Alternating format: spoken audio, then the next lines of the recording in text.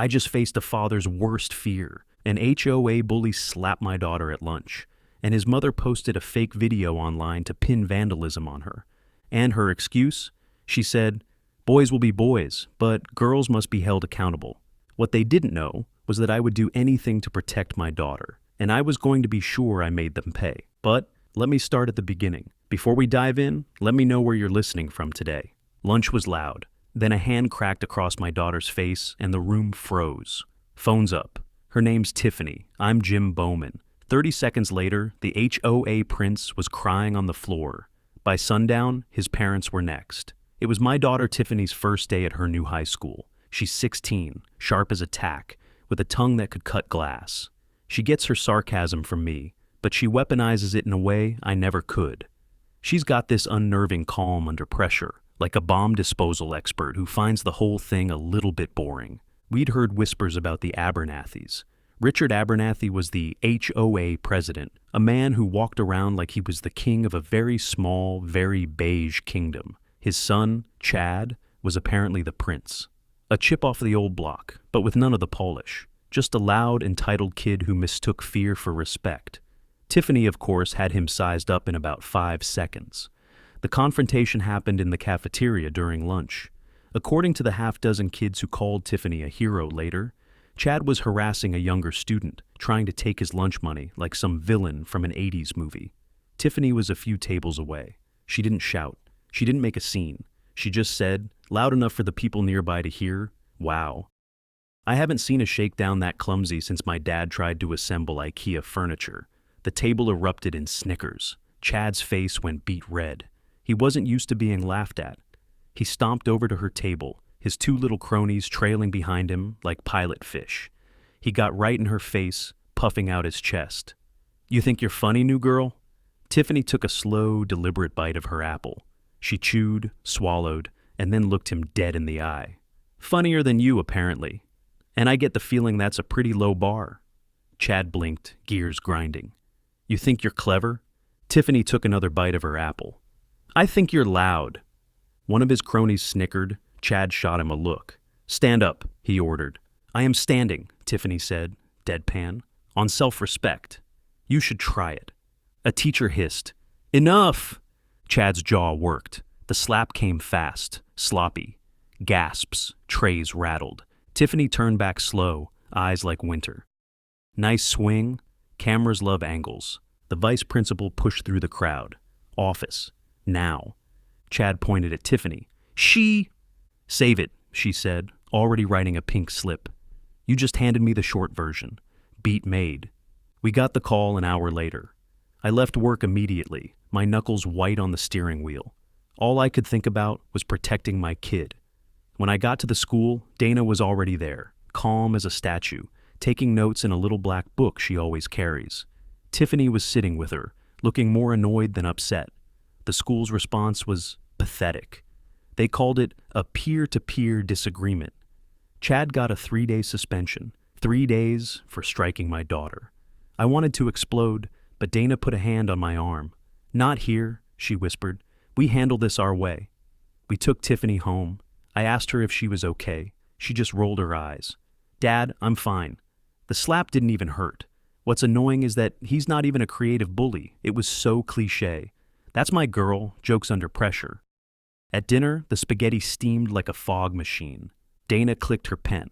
"Timeline. Slap at 12:08. VP call at 1:13. We push for written incident report." Tiffany twirled noodles. "Also request new seasoning. School justice tastes bland." Grant sipped milk. "He'll try me next," he said. I nodded. "And you'll do what?" "Use words," Grant said. "Beat. At first." Dana slid her notebook to me. "We don't bark. We document." Tiffany smirked. "We can multitask." I raised my glass. "To quiet plans and loud receipts." "Clink," Tiffany said, clinking everyone's glass herself. "Pre-victory ritual." We thought naively that would be the end of it. A stupid kid, a weak school, a bad first day. We were wrong. That slap wasn't the end of something. It was the beginning. That night, we got our first official piece of mail from the Oak Meadows HOA. It was in a crisp, cream-colored envelope, slid neatly through our mail slot. It wasn't a welcome basket. It was a photograph of our house with a big red circle around our mailbox. Tucked inside was a notice, a fine for $200. The violation? The font of our house numbers was an unapproved sans serif. Apparently in Oak Meadows, even the number 4 had to have fancy feet. We had 14 days to comply. At the bottom, a signature printed in an arrogant, flowing script. Richard Abernathy, President. They hadn't just drawn a line in the sand. They had drawn it right across our front lawn. They declared war with a lie. I'm a pretty straightforward guy. You punch me, I punch back. Maybe not literally, but the principle stands. You come at me with facts, I'll meet you with facts. But the Abernathys, they didn't deal in facts. Their currency was deception, and their bank was the neighborhood Facebook page. The night after the mailbox fine, our doorbell camera pinged my phone around 11 o'clock. I was in the living room, watching some dumb action movie. Dana was upstairs, probably color-coding a plan to overthrow a small government somewhere. I glanced at the phone. The live feed showed a figure in a hoodie skulking near our porch. It was Chad Abernathy, the prince himself. He was carrying a can of spray paint. He looked left, then right, like a raccoon trying to open a garbage can. He clearly didn't realize that the little black circle on the doorbell was watching his every move. He gave a weak little kick to one of the pumpkins we had out for fall, then sprayed a messy, illegible word on our walkway. He capped the can, gave our door the middle finger, and jogged off into the darkness. He even looked directly into the camera for a solid 3 seconds, his face illuminated by the infrared light. It was the clearest picture of a guilty person I'd ever seen. I saved the clip. I downloaded it to my computer and made 3 backups. I thought, okay, this is it. Game over. I had emailed the video to Richard Abernathy in the morning. What could he say? His son, the bully, was now a vandal, caught in the act. Crystal clear. It was proof. Simple, undeniable proof. I went to bed feeling like the problem was already solved. I should have known better. They rewrote the story. We wrote it back, with receipts. The next morning, before I'd even had my first cup of coffee, Dana called me over to her laptop. Her face was grim. You need to see this, Jim. She had the Oak Meadows HOA community forum pulled up. It was a private Facebook group run by none other than Karen Abernathy, Richard's wife and Chad's mother. There was a new post from her, pinned to the top of the page. It had over 100 reactions already, mostly the angry red emoji face. The post was a long, sanctimonious rant about new families who don't respect community values. It talked about vandalism and the troubling behavior of some of the neighborhood's youth. And attached to the post was a video from a neighbor's porch cam across the street. My heart sank. I watched it. The clip was short, maybe 10 seconds long. It was grainy, deliberately low quality. It showed the freshly painted graffiti on our walkway. Then it cut to a shot of Tiffany from earlier that day, walking up the same path after school. The way they edited it, cutting right as she stepped toward the door, made it look like she was the one admiring her handiwork. They spliced a neighbor's clip of Tiffany walking home with our sprayed walkway, cropping out Chad entirely, a blatant lie. They were framing a 16-year-old girl to protect her attacker. The comments section was a cesspool. Unbelievable, wrote one neighbor. They need to be held accountable, wrote another. I knew they were trouble the day they moved in, someone else chimed in. People who had smiled and waved at us a few days ago were now calling for our heads. Karen Abernathy was in the comments, fanning the flames. We are addressing this with the family directly, she wrote, playing the part of the concerned, responsible administrator. The safety and beauty of our community is our top priority. I felt a rage so pure it was almost cold. This wasn't a schoolyard spat anymore.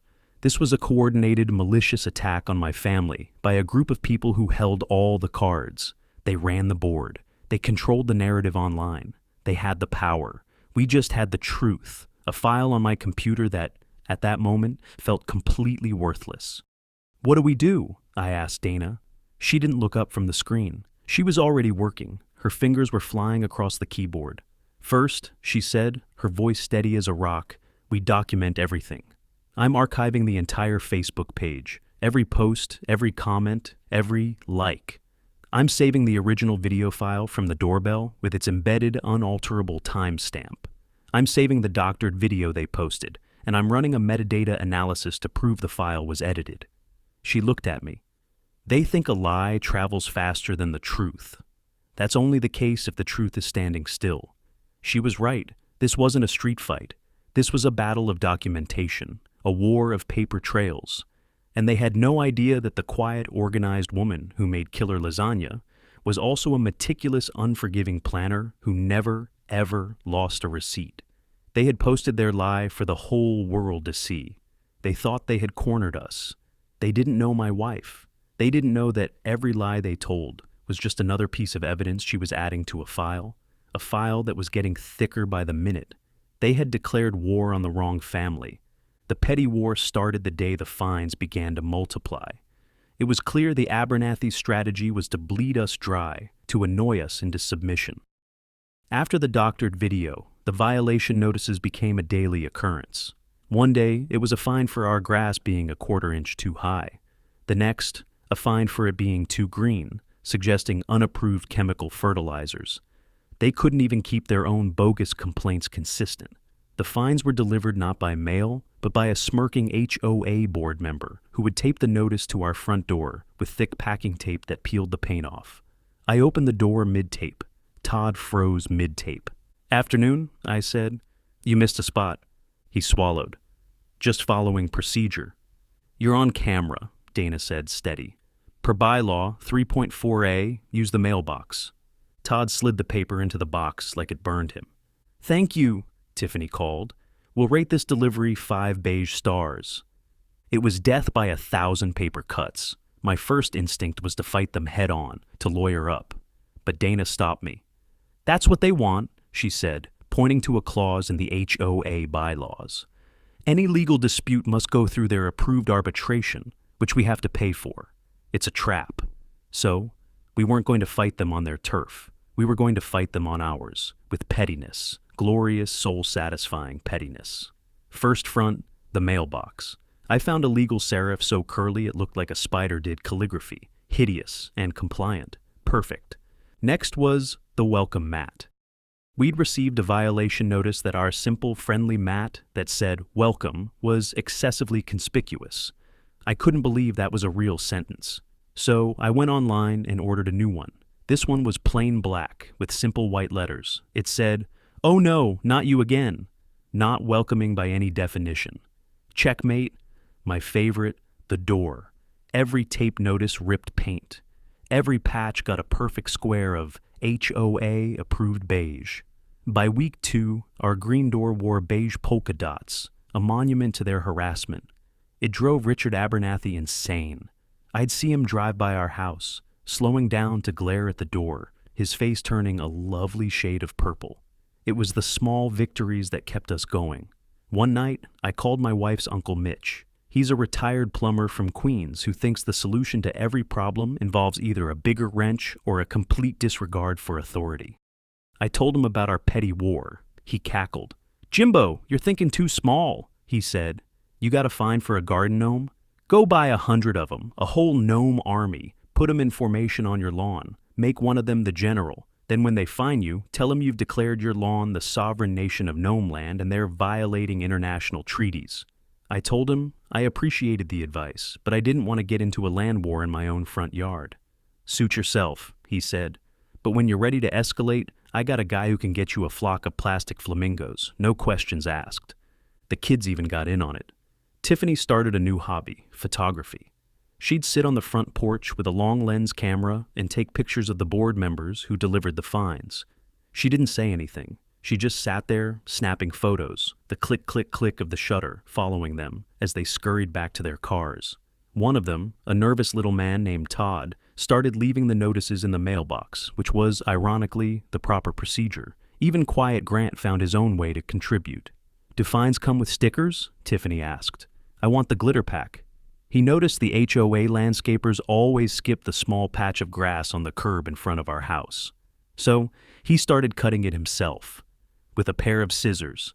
He'd spend an hour out there every Saturday, meticulously trimming each blade of grass to the perfect HOA mandated height. It was the most beautifully manicured 20 square feet in the entire state. The petty war was absurd. It was juvenile, but it was also necessary. It was our way of shouting back without saying a word. It showed the Abernathys and their cronies that we weren't going to break. We weren't going to run. They could tape notices to our door until the sun burned out, and all they would get in return was another beige square. It was a silly, ridiculous stalemate. But we knew it couldn't last forever. They were bullies, and the one thing bullies can't stand is being laughed at. Their escalation was coming, and it was going to be aimed at the one person they misjudged the most. The constant low-grade harassment from the HOA was like a rock in our shoe. It was a persistent annoyance designed to wear us down. I could handle it. Dana could document it. Tiffany could mock it. But I worried about Grant. He's a quiet kid. He internalizes things. I'd see him at the dinner table, listening to the latest update on our beige-spotted door, his jaw tight. Grant is a wrestler. His world is one of rules, discipline, and respect. You face your opponent, you follow the code, you win or you lose, you shake hands. He doesn't understand ambushes and cheap shots. He hates bullies with a quiet, burning intensity. The Abernathys, with their anonymous notices and online lies, were everything he despised. He felt powerless, and he hated that feeling. The breaking point came about a month into our war of attrition. Chad Abernathy, whose suspension for slapping Tiffany had recently ended, was feeling bold. His parents were waging a public campaign against our family, and he clearly thought that gave him a license to do the same. He decided to confront Grant. It was a stupid, predictable move. He chose his ground poorly, the hallway outside the gym, right after wrestling practice. Grant was on his home turf. Chad wasn't alone. He had his two usual shadows with him, a couple of kids who seemed to function as his laugh track. They blocked the narrow hallway as Grant came out of the locker room, his gym bag slung over his shoulder. I got the story later from Grant, and it was confirmed by a dozen other students and, most importantly, a security camera perched high on the wall. Chad stepped forward, trying to look tough. "Bowman," he sneered. "My dad says your family are a bunch of losers who can't follow the rules. He's gonna run you out of town." Grant just stood there. He didn't rise to the bait. He looked at Chad, then at his two friends, then back at Chad. "Get out of my way, Abernathy," he said, his voice low and even. Chad laughed. It was a forced, ugly sound. "Make me." He gave Grant a hard shove in the chest. Grant stumbled back a step, but caught his balance. He didn't shove back. He just planted his feet. This, right here, is the core of who my son is. He will never, ever throw the first punch. But he will always finish the fight. "I'm not going to tell you again," Grant said. "Walk away." Chad saw this as weakness. He saw the lack of aggression as fear. He balled up his fist and took a wild, clumsy swing at Grant's head. It was the last mistake he'd make that day. Chad swung. Grant dipped under like water sliding past a rock. "Whoa," one crony breathed. Grant hooked the legs, guided him down, clean and quiet. Pinned, Chad thrashed. "Get off me!" Grant's voice was calm. "You threw it." "I caught it. We're done." "You're dead," Chad spat, face red. Grant leaned closer. "No, you're loud." "There's a difference." The crony lifted his phone. "Dude, this is live." Grant released, stood, offered a hand, then didn't wait for it to be taken. As he walked away, the wrestling coach rounded the corner, eyes wide. "Problem?" Coach asked. Grant shrugged. He tripped on bad decisions. The coach looked at Chad sobbing on the tiles, then at the camera. "Nurse's office. Now." Replay, level change, clean double leg, controlled descent. Wrestling 101, technique, not muscle. He leaned down, his face close to Chad's. I asked him later what he said. He told me it was simple. He whispered, "It's over. We're done. Don't you ever come near me or my sister again. Do you understand?" Humiliation washed over Chad's face. He was trapped. He was beaten. And he hadn't even been hit. In the middle of the crowded school hallway, in front of his friends and a dozen other students, Chad Abernathy started to cry. Not a few quiet tears. He started to sob, loud and messy and pathetic. Grant held the pin for another second, making sure the message was received. Then he stood up, picked up his gym bag, and walked away without a backward glance. The school called, of course. But this time, the story was different. The camera footage was undeniable. The witness statements were all consistent. Chad Abernathy had initiated the confrontation, thrown the first and only punch, and Grant had simply defended himself using the skills he had been trained to use. Chad got another suspension, this one for a week. He lost student council eligibility and team privileges the rest of the semester. Grant got a talking to about not handling things himself, but there was no formal punishment. It was a clear victory. But as we sat at the dinner table that night, a sense of unease settled over me. We had won the battle in the cafeteria. We had won the battle in the hallway. But Richard Abernathy was not a man who took public defeat well, especially when it involved the humiliation of his son. The petty fines stopped coming. The nasty Facebook posts disappeared. An eerie silence fell over our neighborhood, and that was far more terrifying than any violation notice. The silence lasted for exactly 8 days. I know because I counted. 8 days of no fines, no passive-aggressive comments on the HOA forum, no slow drive-bys from Richard Abernathy. It was the calm before the storm. Then the certified letter arrived. It required a signature. My hand was shaking slightly as I signed the mail carrier's little electronic pad. I had a bad feeling about this. The envelope was thick, embossed with the Oak Meadows HOA logo. Inside, there was no friendly newsletter. It was a single sheet of paper with a lot of dense, legal-sounding text. It was a notice for a special assessment. According to the letter, a recent inspection had revealed critical structural deficiencies in the community clubhouse roof. The repairs were deemed an emergency and required immediate action. Initial memo said $300,000 split 100 ways, $3,000 each. Then the emergency revision jumped to $1 million, now $10,000 per home. A typo, surely. I kept reading. The board had apparently received a last-minute, highly competitive bid from a contractor, which was significantly higher than initial estimates. The vote to approve it had been unanimous. The payment was due in full in 30 days. Failure to pay would result in a lien being placed on our property, followed by foreclosure proceedings. No 14-day notice. The emergency vote happened in a closed session. The winning contractor, a Vance affiliate in a different LLC wrapper, $10,000, 30 days. It was a financial nuclear bomb. There was no way we could pull that kind of money together on such short notice. This wasn't a fine for a welcome mat. This was a direct, calculated attack designed to break us. This was how they were going to force us out. I felt a surge of despair, but it was quickly replaced by a cold, hard certainty. We could not be the first family this had happened to. This was too slick, too well orchestrated. This was a system, and if it was a system, there had to be a paper trail. The next Saturday, I told Dana I was going to run some errands. Instead, I drove to the county records office. It's an old, dusty building downtown that smells like old paper and quiet desperation. I spent 6 hours there, pulling property deeds for every house in the Oak Meadows subdivision for the past 5 years. I paid for photocopies of every single one. I came home with a box full of documents. Dana didn't ask any questions. She just cleared the dining room table. For the next 2 days, our house became a war room. Dana, the spreadsheet queen, built a master file tracking every property, its sale history, sale price, and the names of the buyers and sellers. Tiffany, who was a visual thinker, commandeered a huge corkboard from my office. She printed out a satellite map of our neighborhood and pinned it to the board.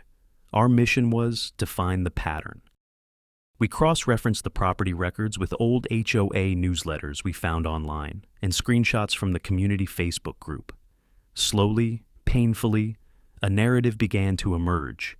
It was always the same story. A family, often new to the neighborhood, would suddenly find themselves buried in a flurry of violation notices. Fines for landscaping, for trash cans left out an hour too long, for the wrong shade of white on their window trim. Then, after a few months of this harassment, the hammer would drop. A massive, unexpected special assessment. The family would try to fight it. They'd complain at board meetings. But the board, controlled by Richard Abernathy and his cronies, would shut them down. Drowning in fines and facing a huge, impossible bill, they'd become desperate. And then, like a vulture circling its prey, a cash offer would appear. It was always unsolicited. It was always from the same mysterious LLC, a company with a generic name, Vance Development. The offer would be low, well below market value. But it was a lifeline. It was a way out from under the crushing weight of the HOA's tyranny. The families, exhausted, demoralized, and financially broken, would take the deal. They'd sign the papers, pack their bags, and disappear. Tiffany took a box of red map pins. Every time we confirmed a sale to Vance Development under these circumstances, she would push a pin into the map on the corkboard. The first few pins seemed random, but as our research deepened, a chilling picture took shape. The red pins weren't scattered. They were forming a line, a clear, unmistakable corridor of properties stretching from the main entrance of the subdivision, straight through the neighborhood, and ending at the shores of the community lake. They weren't just buying houses, they were buying a path. My hands were trembling as I did one last online search. Arthur Vance, the owner of Vance Development. The search results brought up dozens of articles from business journals, and then I saw it. A photo from a local charity golf tournament. 2 men, standing arm in arm, smiling for the camera, holding a giant check. On the left was Richard Abernathy. On the right was Arthur Vance. The caption underneath read, "Longtime friends and business partners. Richard Abernathy and Arthur Vance celebrate another successful fundraiser." We weren't just fighting our HOA president. We were fighting a criminal conspiracy, a systematic predatory scheme to bully people out of their homes for profit. They were using the HOA as their weapon to steal millions of dollars in real estate. Our $10,000 assessment wasn't a fine, it was an eviction notice.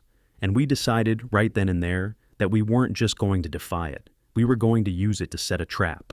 The plan was terrifyingly simple. To catch the sharks, we had to pretend to be bleeding. We had to look like beaten, desperate prey. Our entire family had to give the performance of our lives. The first step was to signal our surrender. I sat down and composed the most carefully worded email of my life. I sent it to the entire HOA board, making sure Richard Abernathy was the first name on the list.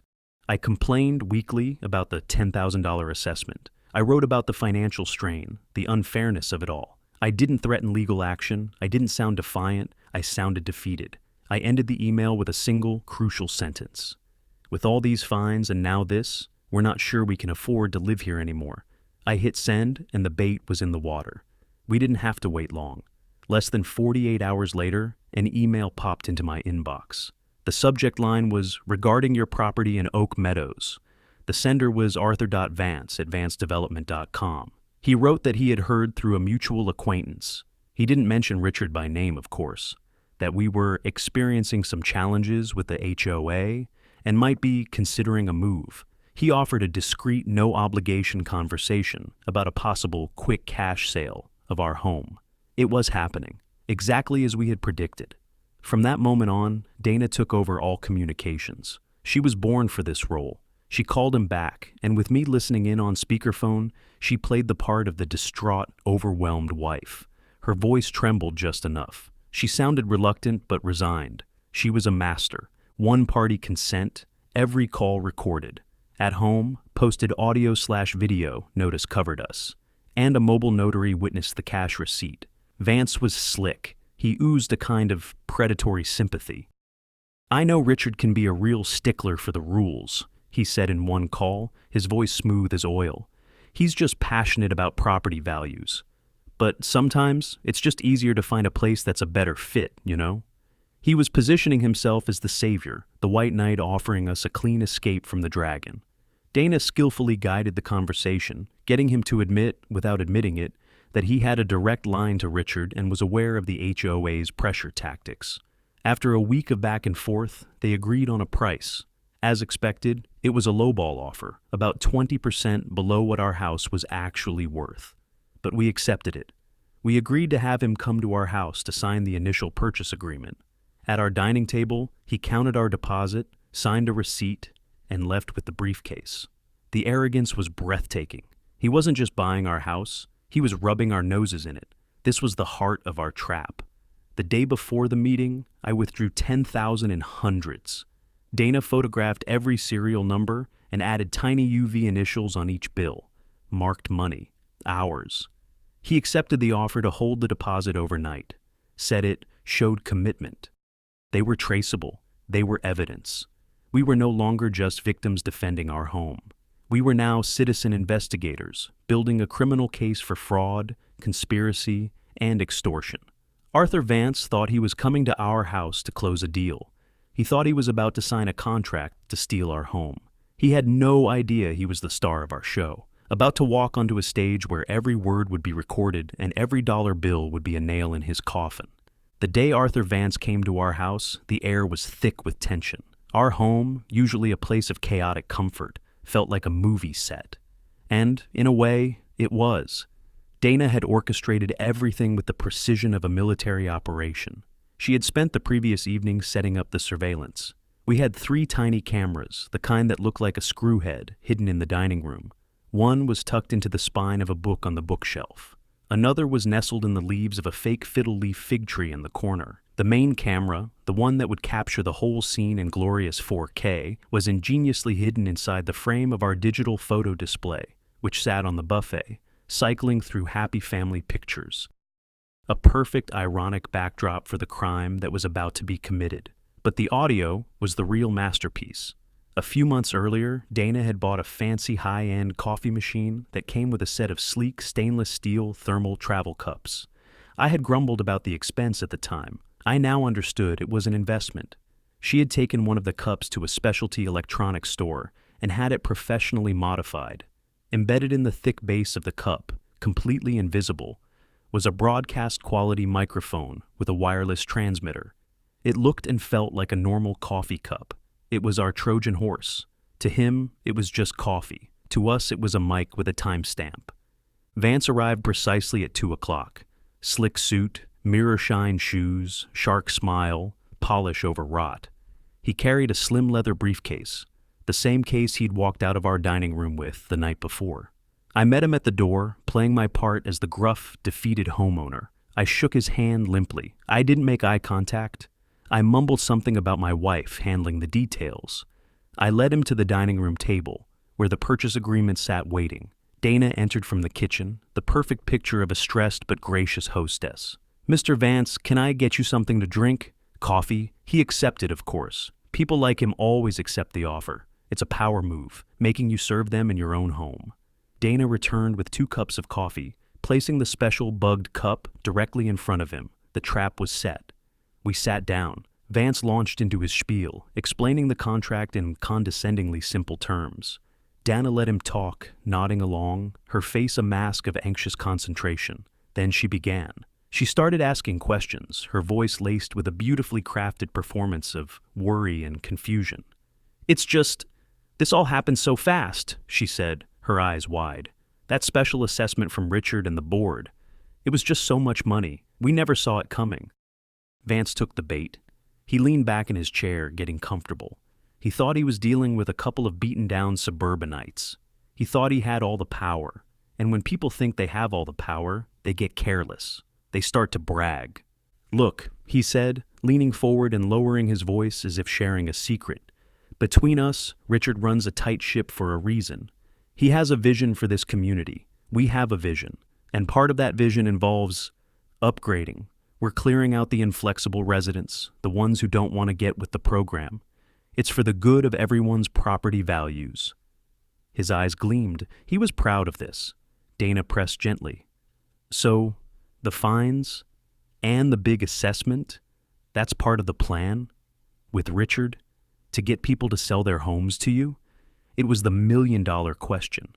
I held my breath. Vance picked up the coffee cup.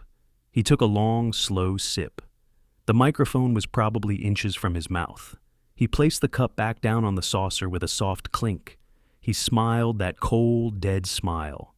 "Let's just say Richard and I have a mutually beneficial arrangement," he said, the words clear as a bell. "He keeps the neighborhood standards high, and I provide a simple, cash-based solution for people who find those standards too difficult to maintain. It's clean. It's business," he had just confessed. On high-definition video and broadcast-quality audio, he had admitted to a criminal conspiracy to use the HOA as a weapon for his own financial gain. He picked up his pen to sign the contract. He had no idea he had just signed his own confession. We had him. The fish was on the hook. Now all we had to do was reel him in and show the whole world what we had caught. The house went quiet in layers. Dryer hum, fridge click, then nothing. Dana set the UV pen down. "If this goes sideways, we pull the plug." I nodded, then didn't. If it goes sideways, we push harder. She studied me. You're scared. Of losing the roof, I said. Of teaching the kids that bullies win. Dana took my hand. We teach them that grown-ups don't scare easy. From the hallway, Tiffany whispered, also we teach them to label their cords because I almost unplugged the main camera. We laughed too loud, then quiet again. Tomorrow, Dana said, pocketing the recorder. Truth gets loud. The Oak Meadows annual homeowners meeting was Richard Abernathy's coronation. It was held in the community clubhouse, a sterile room with beige walls and uncomfortable folding chairs. This was his turf. He stood at a podium at the front of the room, a smug little king surveying his domain. Karen, his wife, sat beside him, controlling a PowerPoint presentation filled with meaningless pie charts about lawn maintenance. Arthur Vance, the guest of honor, sat in the front row, looking smooth and confident. He'd occasionally catch my eye and give me a little nod, a conspirator's wink, as if we were now partners in his grand vision. He had no idea what was coming. The room hummed, old HVAC, chair squeaks, board coughs. Perfect cover. The meeting was a masterclass in bureaucratic boredom. Abernathy droned on about budget surpluses and the successful implementation of the new mailbox font initiative. He was deliberately trying to lull the 70 or so residents in attendance into a stupor. Finally, after nearly an hour, he reached the end of his agenda. That concludes the scheduled items, he announced. Is there any new business? That was our cue. Dana stood up. Her movement was so calm and deliberate that it cut through the sleepy atmosphere in the room. I have some new business to discuss, she said.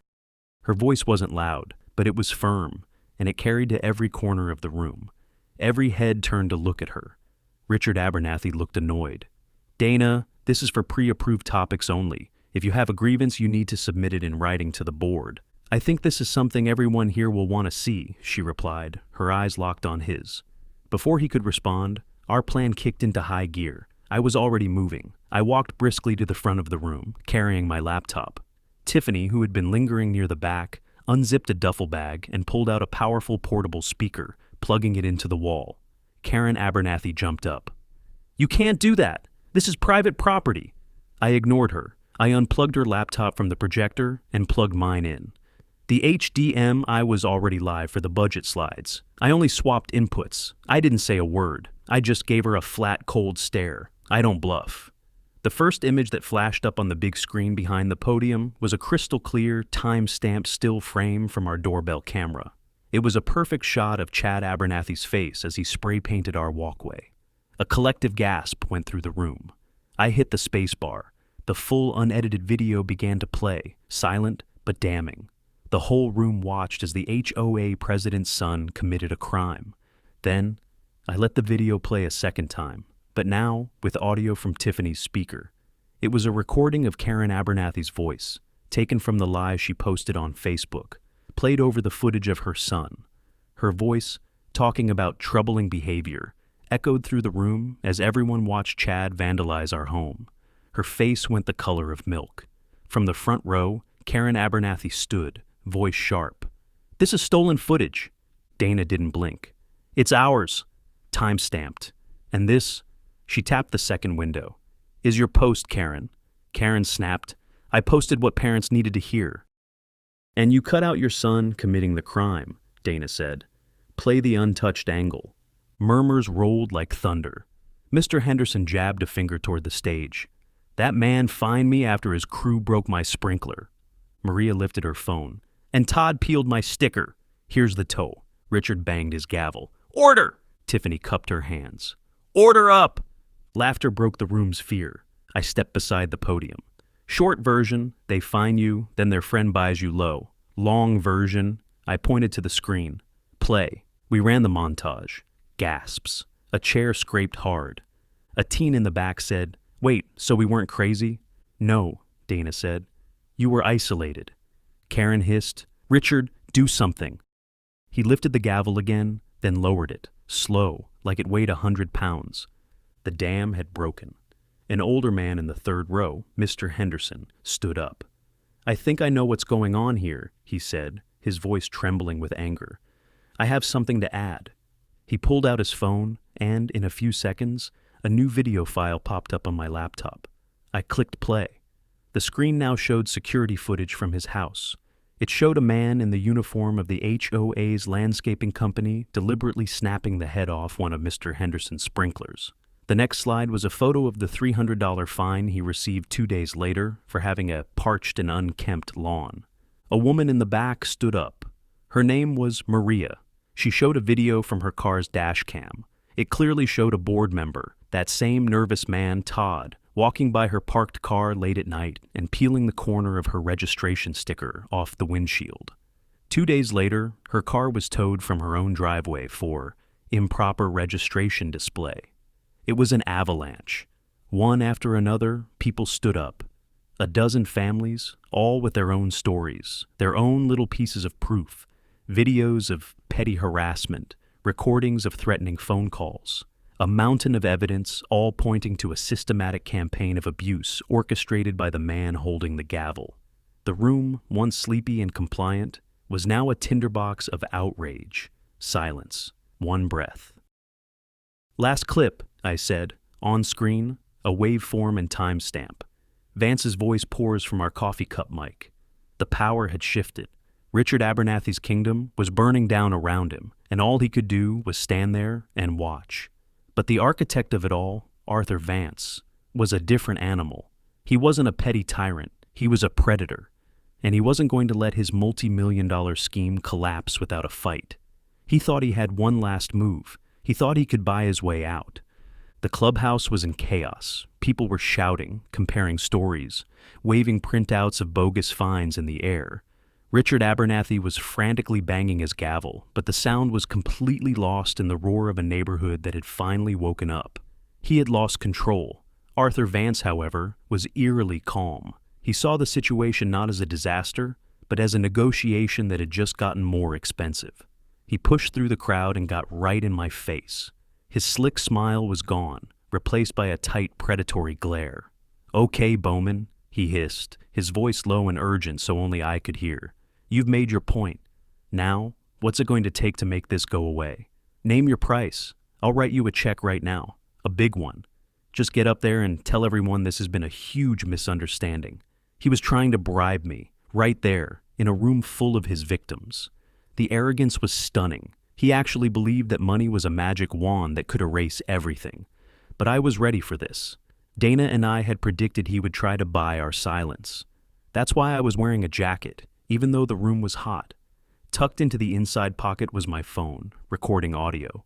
Pinned to my lapel was a tiny camera, the kind reporters use, capturing a perfect view of his face. "A check isn't going to work, Vance," I said, my voice just loud enough for the microphone to pick it up clearly. I paused, letting him think. Then I added, "But I might be interested in that cash deposit you brought to my house.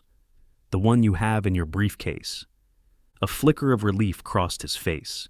He thought he'd found my price. He thought I was just another greedy chump he could buy off. "All right," he said, a hint of his smug smile returning. "I like a man who deals in cash. Follow me outside. We'll settle this." He turned and strode toward the exit, expecting me to follow like a dog. I did. Dana was right behind me, her own phone up, openly recording as we stepped out into the cool evening air. Vance walked over to the manicured flower bed near the entrance, a ridiculous location for a criminal transaction. He clicked open his expensive leather briefcase. Inside, neat stacks of hundreds, our deposit, same band, same serials. "This 10,000 is yours," he said, pulling out the cash. "And there's 50 more coming tomorrow. All you have to do is go back inside, say you were mistaken, and this all goes away." He tried to shove the stack of money into my hand. I kept my hands at my sides. "You're paying me to lie to my neighbors. I'm paying you to be smart," Vance said. "Take the win." Dana's phone camera purred. "Define win, Mr. Vance." He flicked his eyes to her. "Happy families, quiet streets, no drama." "Translation," I said. "Silence." "Exactly." He lifted the stack higher. 10 now, 50 tomorrow. A soft blue glow swept the bills, Dana's UV light. The initials popped like stars. "Same cash," I said. "Same serials." Vance blinked. "What is this?" "Receipts," Dana said. The patrol car door opened behind us. The officer's voice was cool. "Keep your hands where we can see them." Vance's smile curdled. "You people don't understand how this works." "Oh," I said as the cuffs clicked. "We do." "That's why it's working." I didn't take it. I didn't even look at it. I looked past him, into the parking lot. "I don't think it's going away, Arthur," I said. Just then, two figures stepped out of the shadows from behind a large SUV. They weren't angry homeowners. They were police officers in uniform. An hour earlier, I briefed a fraud detective and flagged the marked serials. He staged nearby, waiting for probable cause. A public cash bribe on camera was enough. One of the officers, a tall, no-nonsense woman, walked toward us. "Mr. Vance," she said, her voice calm but full of authority. "I think you and I need to have a conversation about bribery and extortion." "Bribery, conspiracy, evidence tampering," she added. "All on tape." Vance froze. His head snapped from the officers, to the money in his hand, to my face. The smug confidence drained away, replaced by pure, undiluted panic. He finally understood. It had all been a trap. As the second officer was putting him in handcuffs, the clubhouse doors burst open. Chad Abernathy came running out, his face red and blotchy with tears and rage. He was probably coming to his father's defense. He screamed something incoherent and lunged toward me, but in his haste, he didn't see the sprinkler head he was about to step on. His foot slipped on the wet grass. He went down in a clumsy, flailing heap, landing right at the feet of the police officers. And for the second and hopefully final time in his young life, he started to ugly cry, his sobs echoing across the parking lot. Same sound as the gym floor, different lesson. It was a pathetic end to a pathetic little dynasty. The police went back inside. A few minutes later, they emerged with Richard and Karen Abernathy in tow. The crowd of homeowners gathered at the doors, watching in stunned silence as the architects of their misery were led away in police cars. We had done it. We had won. But as I stood there, watching the red and blue lights disappear down the street, I knew the fight wasn't completely over. They were gone, but the corrupt system they had built was still standing. And we had to tear it down, brick by brick. The arrests were the lead story on the local news that night. Our quiet little subdivision was suddenly famous, a case study in HOA corruption. The fallout was swift and brutal. Arthur Vance and Richard Abernathy were charged with a laundry list of crimes: fraud, conspiracy, extortion. Karen Abernathy was charged with evidence tampering for the fake video. She pled to evidence tampering and cyber harassment. 2 years probation, 600 hours of community service, restitution for legal costs, and a 10-year ban from any HOA board or moderation privileges on community pages. She also issued a written, public apology to Tiffany and paid our defamation and monitoring costs. Faced with the mountain of evidence we had collected, the recordings, the marked bills, the testimony from a dozen other families, they all took plea deals. They avoided long prison sentences, but their lives were ruined. Vance Development collapsed into bankruptcy, and the court-appointed receiver began the long process of liquidating its assets to pay back the families who had been forced out. A receiver clawed back equity gaps on a rolling basis. Lowball deltas refunded plus fees, first in, first out. But for us, for me and Dana and the kids, it was never just about revenge.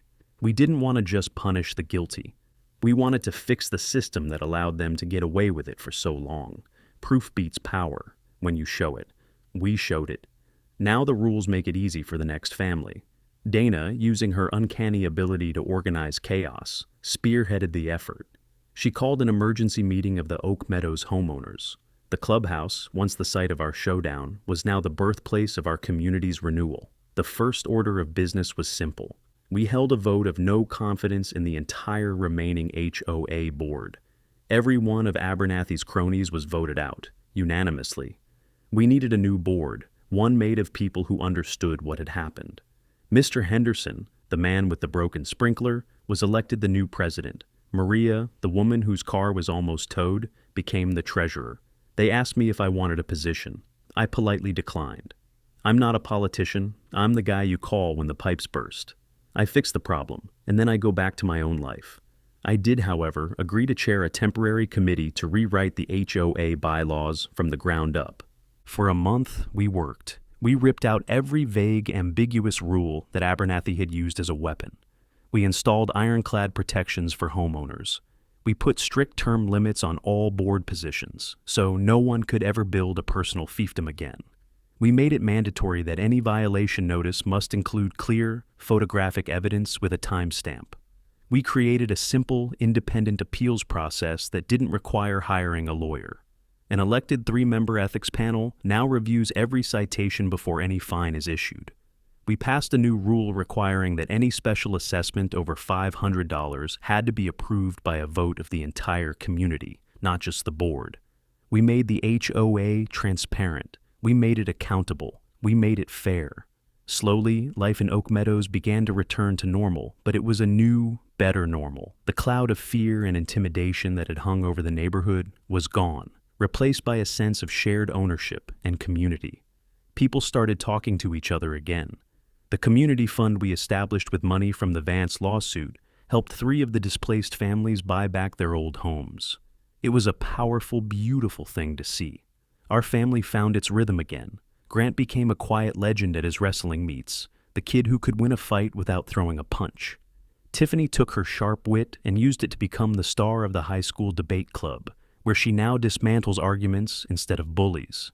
Dana went back to her timelines and project plans, but now they were for family vacations and home improvement projects, not for building a legal case. And me, I'm still Jim Bowman. I still like my coffee black and my life quiet. Our front door is back to its original forest green, no beige spots in sight. But I kept the welcome mat, the one that says, "Oh no, not you again." Dana thinks it's tacky, but she lets me keep it, because it's a reminder. It's a reminder that your home is worth fighting for, that sometimes, to protect your peace, you have to go to war. We proved that a handful of ordinary people, armed with the truth and a stubborn refusal to back down, can be more powerful than any bully on a board. We kept our house. They lost their kingdom, and our little patch of grass was finally truly our